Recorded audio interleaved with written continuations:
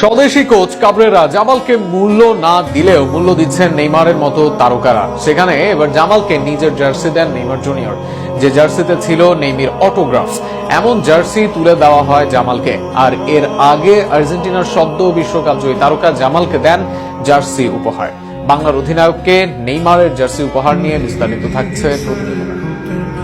নেপালের বিপক্ষে ম্যাচ খেলেছেন, একমাত্র ওপেন প্লে গোলে করেছেন অ্যাসিস্ট, কিন্তু পরের ম্যাচে বেঞ্চে থাকতে হয় জামালকে। সোহেল সিনিয়র জুনিয়ররা সুযোগ পেলেও একাদশের সুযোগ পান না বাংলার তারকা জামাল ভুঁইয়া। অথচ হামজা চৌধুরী আসার আগে জামালই ছিলেন বাংলার ফুটবলের ব্র্যান্ড। এছাড়া প্রবাসীদের দেশে আসা শুরুটাও করেন জামাল। এই জামালকে অবহেলা বাংলাদেশের কোচের। অবশ্য কাবরেরার অবহেলা পেলেও এক বড় তারকার থেকে উপহার পেয়েছেন জামাল ভুঁইয়া।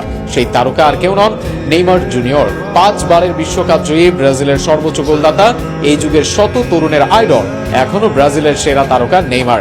নেইমারের পরিচয় দেওয়ার কিছু নেই ফুটবল মহলে, তবুও তিনিও কত বড় তারকা সেটাই যেন মনে করিয়ে দেওয়া।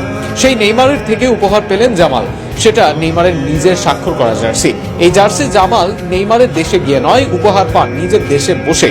বাংলাদেশের অধিনায়ককে নিজের স্বাক্ষর করা জার্সি দেন নেইমার, যে জার্সি জামালের হাতে পৌঁছে দেয় বাংলাদেশে নিযুক্ত ব্রাজিলের রাষ্ট্রদূত।